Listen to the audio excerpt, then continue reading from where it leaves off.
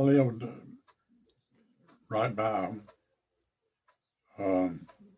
The two houses were within 10 feet of each other. We lived in a small house, and the big, huge house uh, was Eli and Lela's house. Years ago, when Graham was a coal mining town, there was 3 times more houses in it than what it is now, and they were scattered out everywhere. Well, where they live over at Graham, right beside it is a long hill going up. It's a good grade on it. The top of the hill, then it goes through another little woods with an old dirt road going on around about a mile back that way. There was that building was sitting there, and how they did it, to me, it'd be an astronomical job. Back then, I guess it was an easy thing for them, but slow. They hooked horses to the building and put it on rollers of some kind and rolled that building all the way around to where it sits in Graham. Is it still there? No, it's gone. Oh, it's gone. Okay. My dad tore it down, built a new house there, but it was falling apart. It was really in bad shape. But it was a building that was, I would guess it maybe 60 by probably double that, at least 100 feet, which is a monster building. It was a store for Graham. They used it as a grocery store up there. But the man, Eli, bought it and moved it down there where it was sitting in Graham. And shortly after that, they built another little building there. My dad married, and they moved in that little building.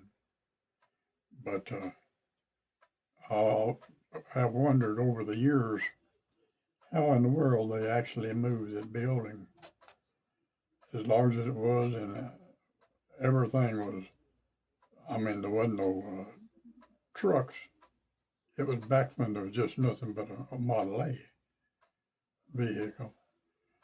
About the first of 1900s, somewhere in there when it was moved.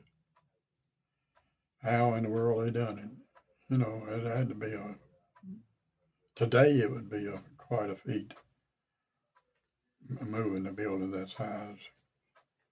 But back then, to me, it would be Even just impossible.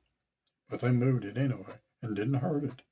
They set it there at the front where you went in and out the building was uphill, and it was close to the level of the ground, and the other end was probably 12 feet off the ground at least.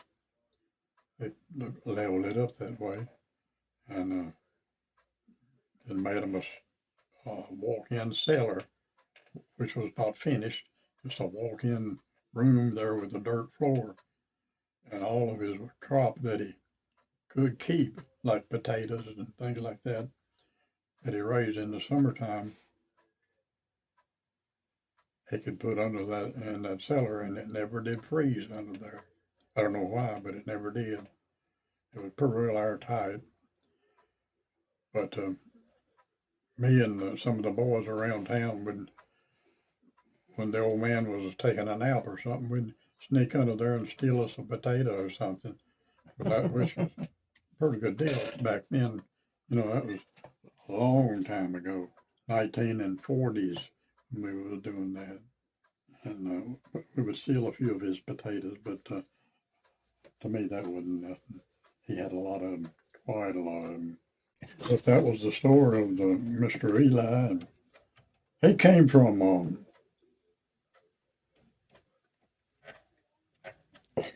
Harp's Hill.